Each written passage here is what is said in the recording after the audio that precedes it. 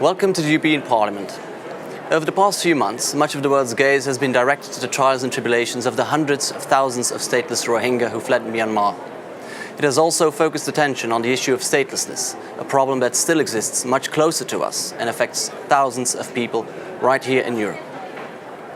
One group is particularly at risk of being stateless due to a long history of exclusion and discrimination. Living without nationality and rights is a harsh reality for thousands of Roma in Europe. Today, stakeholders met in the European Parliament to better understand the problem, highlight good practices and find ways to influence the European policy. Here with us to discuss how to get there are Ms. Soraya Post, MEP for the European Socialists, Inge Sturkenboom, stateless expert at UNHCR, and Nina Murray, Research and Policy Coordinator at the European Network on Statelessness. Welcome to you all. Thank you. Ms. Post, let's start with you. You yourself are Roma, which you have described as being born condemned. Why is that? Yeah, because I know from the day I could understand who I am as a small child, that I was different. The majority society looked at me different. And there is a name for this. It's anti-gypsies. There are prejudice, there are stereotype pictures. So I used to say I was born condemned because I have been raised by society as a second-class citizen with no expectations. So that's why I said that, and that still remains. I was born 1956, and the difficulties Roma are facing today all over the world, I would say, but as we speak about Europe and the European Union, 80% of the Roma are without work. 60% of Roma are without tap water. Mm-hmm. So, and this is reports from a fundamental rights agency. So the anti-gypsies is still very much alive. And because of that, I made the recent report, which have the title of Fundamental Rights Aspects in Roma Integration in the EU, Fighting Anti-Gypsies, mm-hmm. which the Parliament voted in favor of the 25th of October. So 12 pages of the report are only proposals and recommendations for the Commission and for the Member States. We will get back to that. Ms. Sturkenboom, why is it such a problem that Roma don't have a nationality in particular? Roma don't have a nationality, but around the world, minorities face the issues of statelessness, the issue of statelessness. They lack a nationality, although they feel at home in the country where they were born and raised. In Europe, the Roma are a known minority that face statelessness. And what that means in their daily lives is that they have difficulties entering in rental agreements, owning accommodation, accessing healthcare. They need to pay themselves for their healthcare because they cannot be insured, for example. They have difficulty sending their children to school because without a nationality and documents proving that nationality, their children cannot be enrolled. And that is really the hardest aspect of it all, is that stateless parents, stateless Roma parents in Europe tell us that they are terrified at the idea of passing on their statelessness and their predicament to their children. Mm-hmm. Ms. Murray, why can't these people simply become citizens of the countries where they reside? That would solve the problem, I would guess. People are denied nationality for a variety of different reasons. So it could be through gaps in legislation, for example. It could be because nationality laws in their country don't allow women to pass on their nationality to their children, for example. And it could be that statelessness is being used as a tool for discrimination against a particular minority. Mm-hmm. It could also be a case where states have broken up and new states have been formed.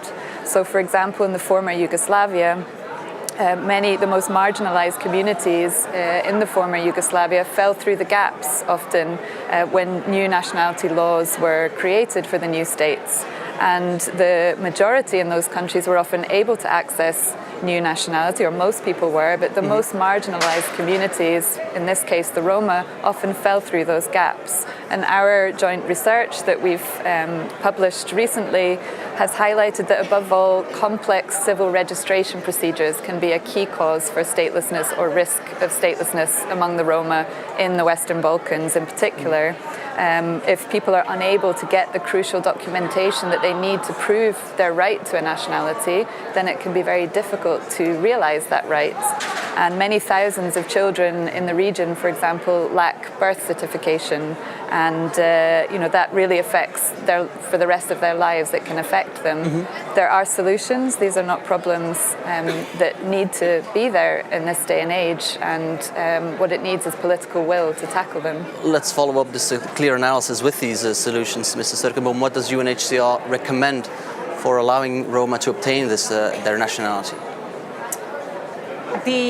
What UNHCR recommends, and what we recommend generally in relation to minorities around the world who face difficulties in accessing nationality, is that states, first of all, identify the populations that we're talking about, find those people who lack nationality, and then understand the underlying causes of their difficulties in accessing nationality.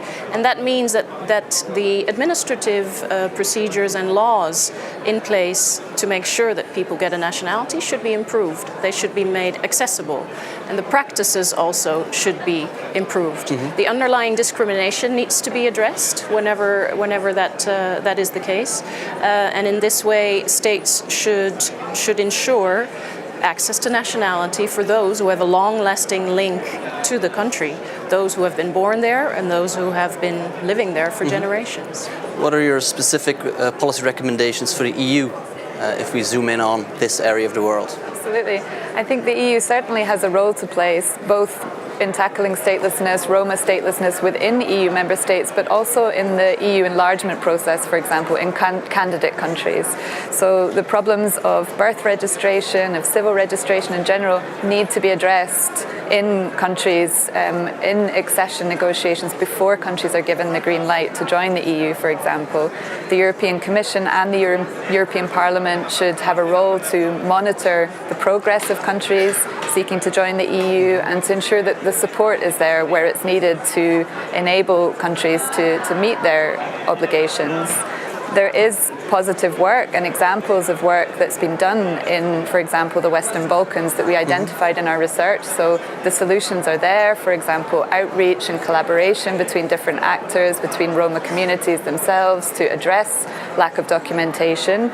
And what we need to see in particular is a simplification of procedures to access documentation. And another issue is data. We really don't have data on the scope of this problem. We need to have better monitoring of data, better collection of data to enable a solution that's more tailored to each country to be developed. And more broadly, the issue of Roma statelessness should be part of a broader strategy to eliminate statelessness as a whole in the EU. And this is something that the European Parliament at a hearing in June this year committed to bold action to address statelessness, not just for minorities, but to protect all stateless people in the EU and to prevent new cases of statelessness from arising. And we'd like to see that commitment come into realization. Well, there were a lot of shoulds there when you talked about what Europe should do. That brings me back to you, Ms. Post. Do you see enough political willingness to act? There was a fruitful discussion today, but what are the next steps that have to be taken? First of all, I would like to point out that EU finds itself in a critical crisis when it comes to migration and asylum. So this might not be a priority for the moment. But me and some of my colleagues in the Parliament will continue to address this issue.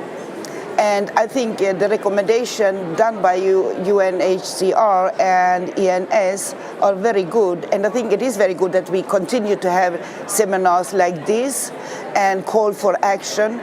There is a resistance because there is a resistance and discussing on which the competences. Is it an EU competence or is it a member state competence? And I think there is a member state competence, but I also think there is an EU competence in this because a lot of the people, let's say inside the EU, are under the portfolio of Avramopoulos, citizens. That's what he has in his portfolio.